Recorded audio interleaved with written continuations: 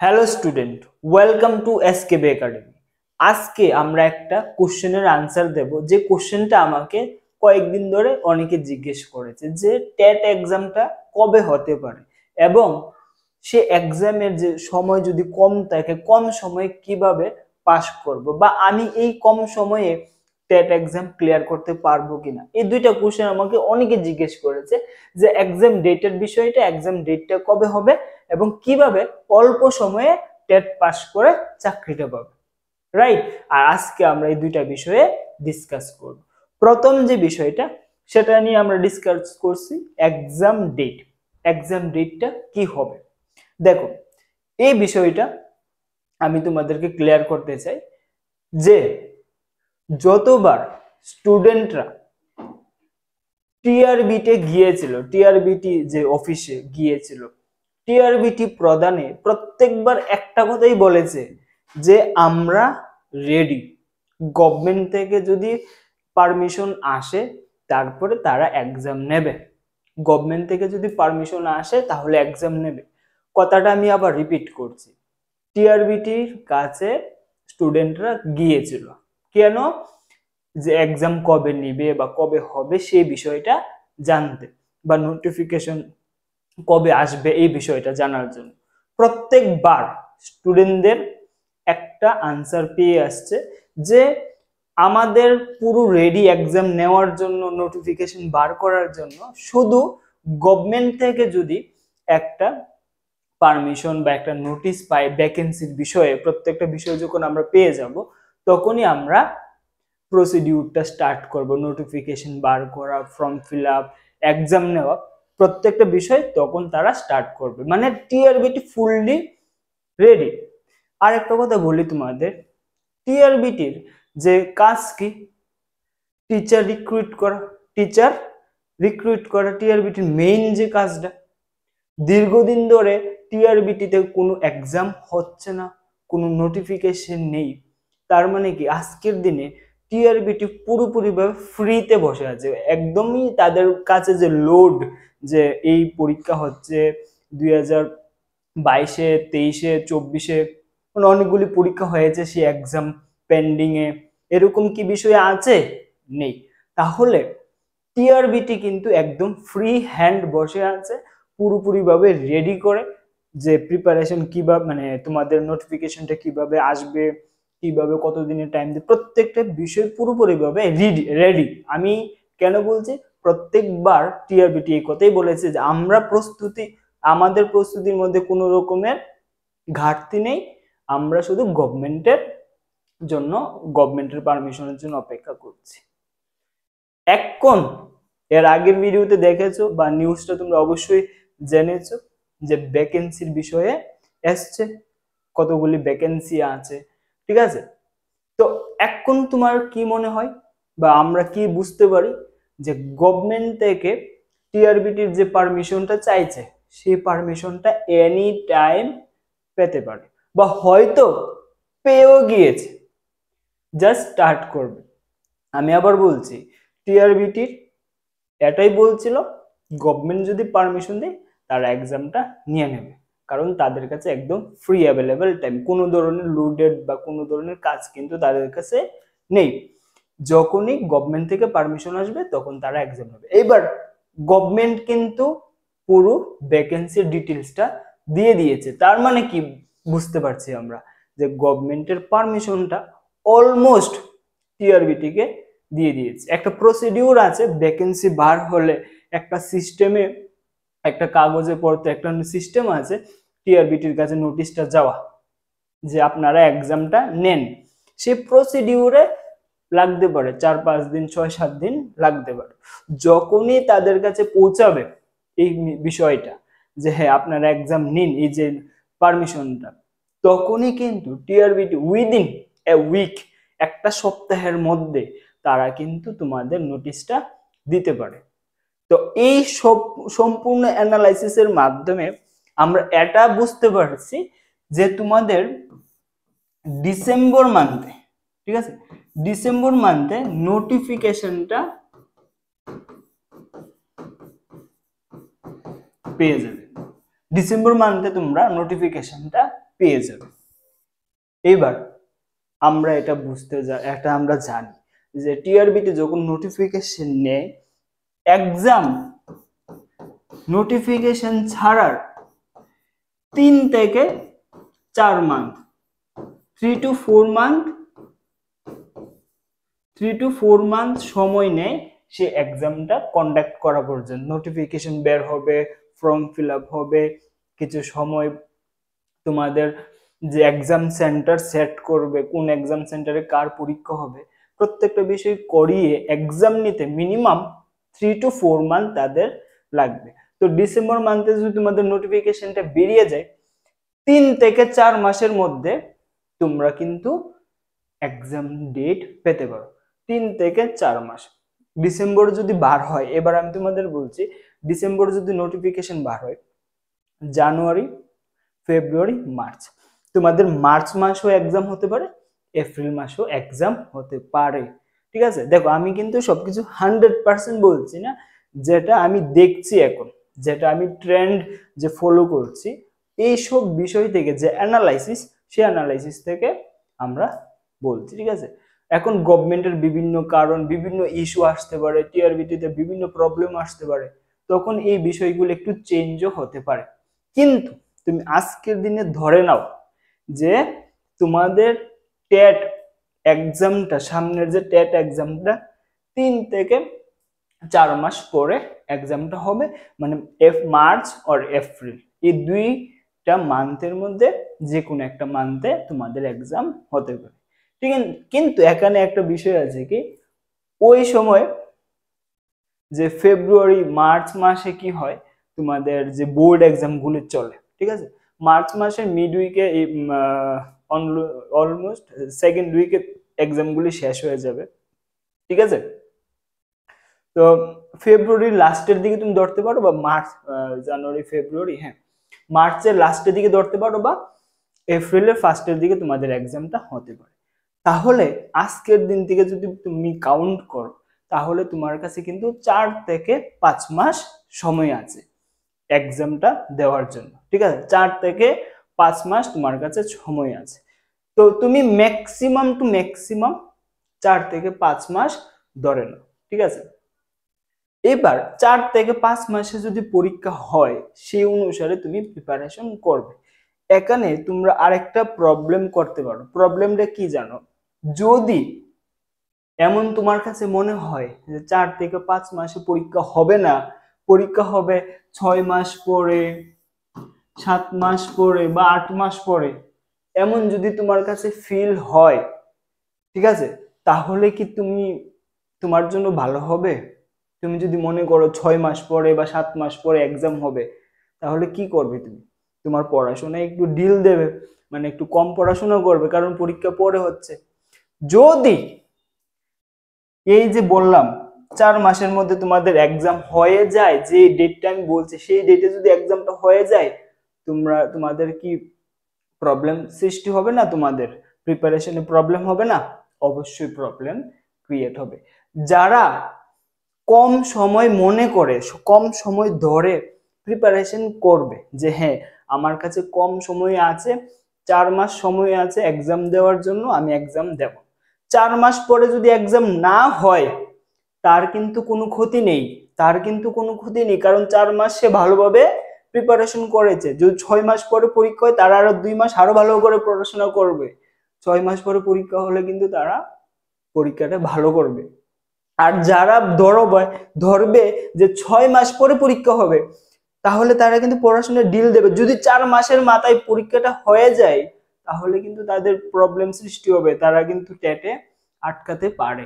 ঠিক আছে, আমি আবার বলছি, 4 মাস যারা ভাববে, তারা ভালোভাবে প্রিপারেশন করবে, হ্যাঁ আমার কাছে কম সময় আছে, কম সময়ে প্রিপারেশনটা করতে লাগবে, তখন তারা ঠিকভাবে পড়াশোনা করবে। কোনো কারণে যদি পিছনে যায় ডেটটা, 2 মাস গেল পিছনে, আরো অসুবিধা তো নেই, 2 মাস আরো বেশি পড়বে, কিন্তু 4 মাসের মধ্যে পরীক্ষা হয়ে গেলে তারা আরামসে ইজিলি পরীক্ষা দিয়ে দিবে।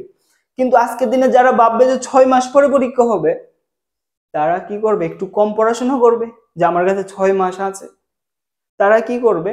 কম পড়াশোনা করবে। যদি 4 মাসের মধ্যে পরীক্ষা হয়ে যায়, তাদের কিন্তু একটা প্রবলেম ফেস করতে হবে প্রিপারেশন, আমি বলছি। ঠিক আছে? তো তুমি ধরে নাও তোমার কাছে আজকের দিন থেকে 4 মাস টাইম আছে এক্সামটার জন্য, ধরে নাও, ঠিক আছে?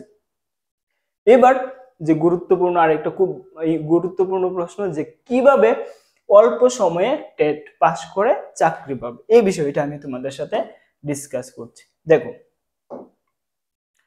কিভাবে অল্প সময়ে তোমরা, হ্যাঁ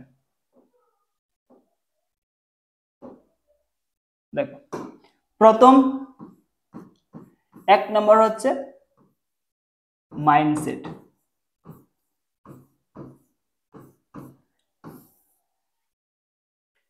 মাইন্ডসেটটা ক্লিয়ার রাখতে হবে যে আমার মাইন্ডসেটটা কি। মাইন্ডসেট কিরকম, যে এতগুলি স্টুডেন্ট পরীক্ষা দেবে, এখানে ভ্যাকেন্সি আছে অনলি 1500, আমরা কি পারবো সে 1500-র মধ্যে থাকতে?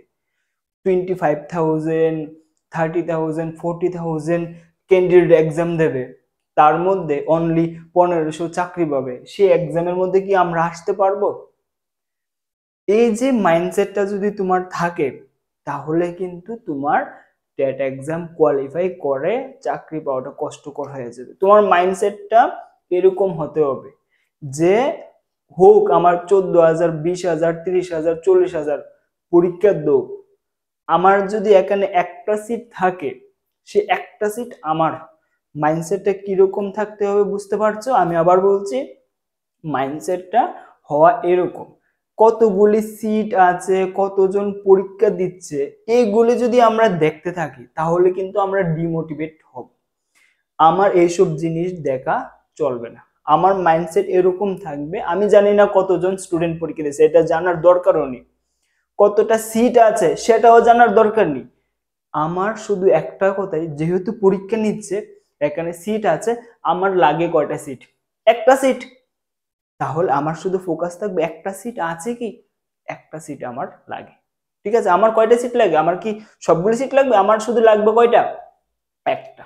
তো মাইন্ডসেট কিন্তু একদম ক্লিয়ার রাখো। আর এই মাইন্ডসেটটা যাদের আছে তাদের প্রিপারেশনও কোনো প্রবলেম হয় না, তারা কনফিডেন্টও থাকে এবং তাদের প্রিপারেশনও ভালো হয় এবং জব ইজিলি পেয়ে যায়। আমি আবার বলছি, মাইন্ডসেট একটাই, যে কতজন পরীক্ষা দিচ্ছে, কতটা পোস্ট খালি, ভ্যাকেন্সি কত, ওইসব কথা না ভেবে তোমার ফোকাস করতে হবে কি, যে আমার একটা সিট লাগে আর আমি সেই একটা সিট পেয়ে ছাড়বো। আমার দেখে লাভ নেই যে কতগুলি স্টুডেন্ট পরীক্ষা দিচ্ছে, কতটা ভ্যাকেন্সি আছে। এইটা হচ্ছে প্রথম মাইন্ডসেট। যখনই তোমার মাইন্ডসেট ক্লিয়ার, তারপরে আসে সেকেন্ড যে পয়েন্ট আমি বলবো, সেকেন্ড পয়েন্টটা হচ্ছে যে হোয়াট, হাউ এন্ড হোয়াই। এই তিনটা কোশ্চেন আনসার তোমার খুঁজতে হবে। তিনটা কোশ্চেনের আনসার যদি তুমি খুঁজে পেয়ে যাও, যে কোনো competitive exam, not only TET, ঠিক আছে, যে কোনো কম্পিটিটিভ এক্সামে তুমি ক্র্যাক করতে পারবে। তিনটা কোশ্চেন। প্রথম কথা, হোয়াট, তোমার খুঁজতে হবে কি করছো তুমি বা কি করবে। তুমি কি করবে? তুমি মেইনলি টেট এক্সাম দেবে। প্রথমে বুঝতে হবে যে টেট এক্সামটা কি, ঠিক আছে, টেট এক্সামের মধ্যে কি কি সিলেবাস আছে, আমার কি করতে লাগবে, এই প্রত্যেকটা বিষয় আমার জানা থাকতে লাগবে। প্রথমে কি, হোয়াট। হোয়াট মানে কি। প্রথমে আমরা বুঝবো যে আমি কি এক্সাম দেবো, টেট এক্সাম দেবো, এখানে কি আছে, এখানে সিলেবাস এরকম আছে, কিভাবে মানে কতটুকু কত মার্ক আছে, ঠিক আছে, স্কিম কি, প্রত্যেকটা বিষয় আমার এখানে মাইন্ডে ক্লিয়ার থাকতে লাগবে, প্রথম কথা। সেকেন্ড হচ্ছে হোয়াই, তুমি কেন টেট এক্সাম দেবে। এই কোশ্চেনটা প্রত্যেক দিন নিজে করো, যে কেন টেট এক্সাম দেবে। প্রত্যেক দিন সকালে আমি বলবো হোয়াই, কেন টেট এক্সামটা দেবে। আনসার এরকম হওয়া উচিত যে আমি একটা জব পাবো এবং আমার জীবনটা সুন্দর হবে, আমি আমার ফ্যামিলিকে সাপোর্ট করতে পারবো, আমি আজকের যে জায়গায় আছি সেই জায়গা থেকে একটা ভালো জায়গায় পৌঁছাবো। এই প্রত্যেকটা কোশ্চেন, যে হোয়াই, কেন তুমি টেট পাস করবে, কি কারণে, সেই কারণটা তোমার বলতে লাগবে, বুঝতে লাগবে যে কেন তুমি টেট পাস করতে চাও, কি কারণ।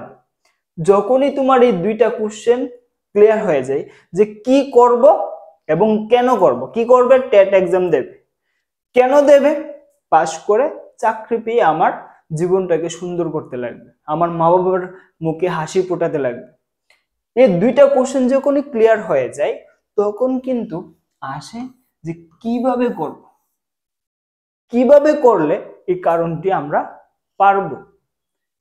তো এই হোয়াট এন্ড হাউ, হোয়াই যখনই তোমার ক্লিয়ার হয়ে যায় যে আমি কি করব এবং কেন করব, তখনই আসে কোশ্চেন হাউ।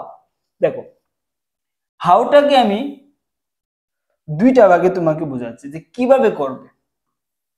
প্রথম একটা কাজ তোমরা করতে পারো যে আমাদের প্রতিজ্ঞা 1.0, প্রতিজ্ঞা 1.0 যে TET 1, TET 2 arts, TET 2 science, এই কোর্সটা যদি তোমরা নিয়ে নাও, তোমরা কিভাবে টেট এক্সাম পাস করবে, কিভাবে অল্প সময়ে পড়াশোনা করবে, এইসব জিনিস আর তোমার চিন্তাই করতে লাগবে। কোর্সটা নিয়ে নাও, কোর্সের মধ্যে পুরো ডিজাইন আছে যাতে কম সময়ে তোমরা করতে পারো। ঠিক আছে, এই কোর্সটা তুমি নিতে গেলে তোমরা করতে পারো কি, আমাদের হোয়াটসঅ্যাপ গ্রুপে জয়েন করতে পারো বা আমাদের অ্যাপ ইনস্টল করতে পারো। আর আরো যদি কোনো কোশ্চেন থাকে তাহলে তোমরা এই নাম্বারে কল করতে পারো। ঠিক আছে, এই নাম্বারে কল করেও তোমরা এই কোর্সের বিষয়ে জানতে পারো। তুমি কি করবে, কেন করবে, কিভাবে করবে, এই কোর্সটা তোমাকে হেল্প করবে যে কিভাবে তোমরা টেট এক্সামে 90+ স্কোর করে মিনিমাম তোমরা সেই কেনর আনসারটা পেয়ে যাবে, কেন তোমরা পাবে, কি করতে পারবে। ঠিক আছে, তো অবশ্যই তোমরা এই কোর্সটা দেখতে পারো, চেক করে নিজে বুঝতে পারো সেই কোর্সের মধ্যে কি কি আছে, প্রত্যেকটা বিষয় তোমরা জানতে পারো। এখানে তোমার আর কোনো কিছু নিয়ে চিন্তা করতে লাগবে না। এবার যদি ধরো যে আমরা কোর্সটা নেব না, ঠিক আছে, আমরা সেলফ প্রিপারেশন করবো, সেলফ প্রিপারেশন করাও দরকার। সেলফ প্রিপারেশনের জন্য আমি বলছি কিছু কিছু ভুল হয়।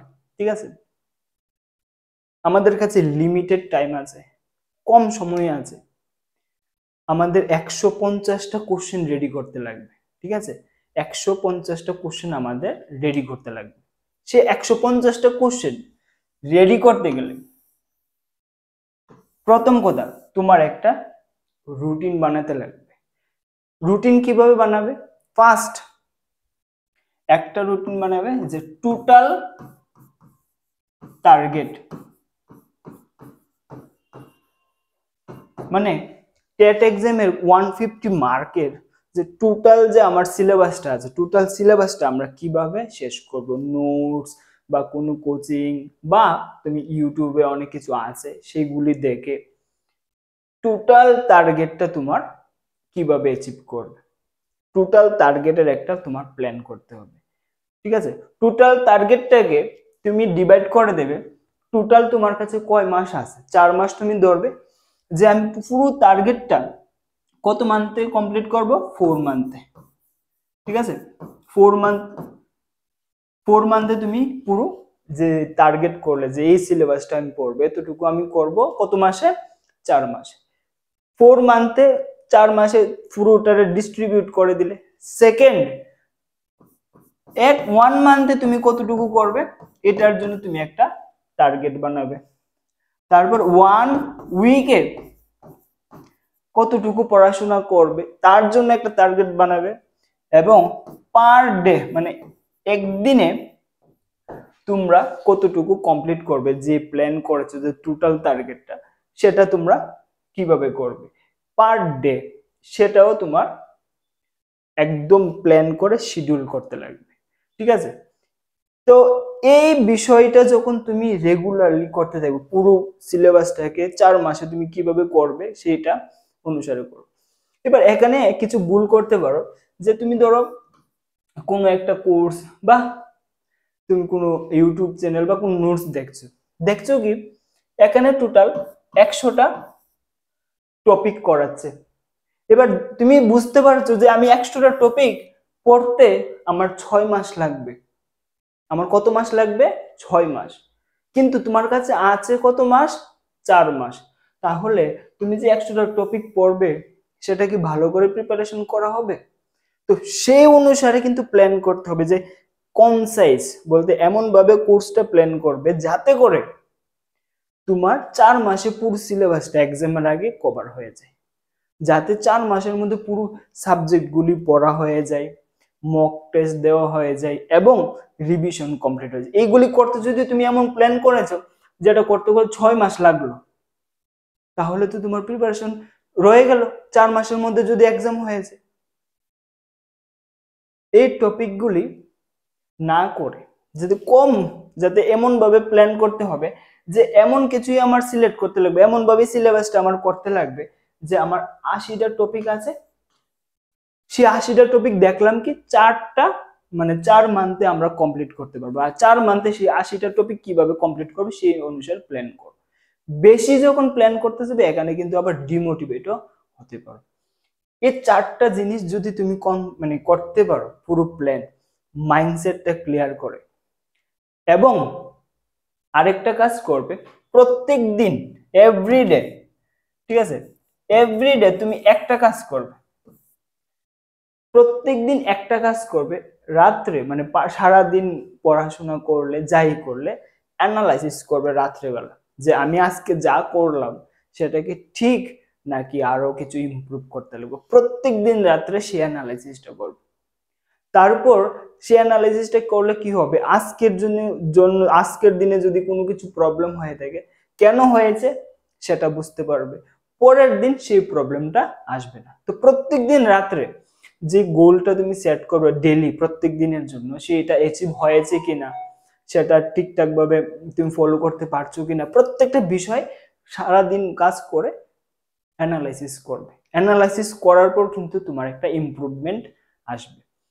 সাথে তুমি পুরো সিলেবাসটা আরো ভালো করে বুঝতে, প্ল্যান করতে তুমি করতে পারো কি, প্রিভিয়াস ইয়ারের প্রত্যেকটা জিনিসের সলিউশন, ঠিক আছে, কোশ্চেন পেপার আছে এবং ইউটিউবের মধ্যে অনেক কিছু ভিডিও আছে, আমরাও প্রিভিয়াস ইয়ারের কোশ্চেন সলিউশন করাচ্ছি, সেগুলিও তোমাদের এখানে দেখতে পারো। তো এত কিছু যদি তোমাদের মনে হয় একটু প্রবলেম, তো দেখো আমাদের যে প্রতিজ্ঞা 1.0 কোর্সটা আছে, সেই কোর্সে কিন্তু তোমার অন্য কিছু নিয়ে ভাবতে লাগবে না, তোমার কোনো প্ল্যান করতে লাগবে না যে কিভাবে সবকিছু করব, কিভাবে আমরা মক টেস্ট দেব, প্রত্যেকটা বিষয় এখানে প্ল্যান ওয়াইজ আছে, যাতে তুমি কম সময়ে একটা ভালো টার্গেট কমপ্লিট করতে পারো, ঠিক আছে। প্ল্যান ওয়াইজ প্রতিজ্ঞা 1.0 কোর্সটা করানো হচ্ছে, যে কম করে পুরোটা তো যে কোনো ভাবে পড়া যায়, কিন্তু আমরা পুরোটাকে পড়তে লাগে, একটু কম করে কিভাবে আমরা করতে পারবো। এবং সাথে তোমরা এখানে মক টেস্ট পাবে, 150+ মক টেস্ট থাকছে এখানে, থাকবে তোমার প্র্যাকটিস কোশ্চেন, থাকবে লাইভ ক্লাস, থাকবে রেকর্ডেড ক্লাস, যা যা আছে কোর্সটা তোমার 150 নাম্বার ভালোভাবে প্রিপারেশন করার জন্য প্রত্যেকটা বিষয় এখানে ফোকাস করে, পুরো প্ল্যান ওয়াইজ, তোমার নিজের থেকে আর কিছু করতে লাগবে না, প্রত্যেকটা প্ল্যান তোমাকে এই কোর্সে পেয়ে যাবে, ঠিক আছে।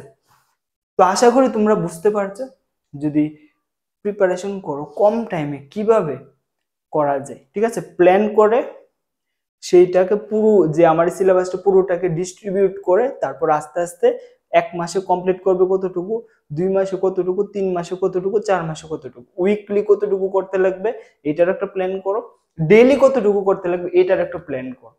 বেশি করবে না, যতটুকু 4 মাসে করা যাবে সেটা একটা আগে ভেবে নাও, যে 4 মাসে আমি এতটুকু পারবো, এটাই ভালোভাবে করো, ঠিক আছে। তো আশা করি তোমরা বুঝতে পারছো যে কিভাবে কম টাইমে তোমরা প্রিপারেশন করতে পারো, ঠিক আছে। তো অবশ্যই জানাবে, আর যদি তোমাদের কোনো কোশ্চেন থাকে কমেন্ট সেকশনে জানাতে পারো, আমরা চেষ্টা করব যে সেই কোশ্চেনগুলোর আনসার দেওয়ার। তো আজকের জন্য এতটুকুই। জয় হিন্দ, সবাই সুস্থ থাকো, ভালো থাকো এবং ভালোভাবে প্রিপারেশন করো।